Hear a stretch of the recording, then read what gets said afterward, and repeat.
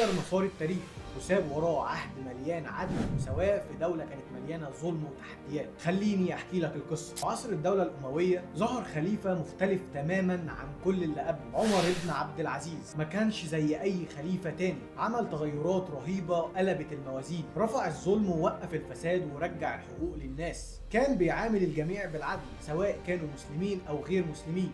عمل إصلاحات كبيرة في الدولة ورجع الأراضي اللي اتاخدت من أصحابها، ومنع الولاة من الفساد وقلل الضرايب عشان الناس تعيش بشكل أفضل. والأهم من ده كله إنه فتح باب العلم والعدل للجميع. أكبر إنجازاته إنه خلى بيت المال للفقراء وقلل الفروق بين الطبقات، وساب وراه تاريخ مليان عدل ومساواة في دولة كانت مليانة تحديات. عمر بن عبد العزيز ما كانش مجرد خليفة، ده كان مصلح حقيقي غير مسار التاريخ. تخيل لو كان في خليفة كمان زي عمر بن عبد العزيز، كان شكل الدولة الأموية هيبقى عامل ازاي؟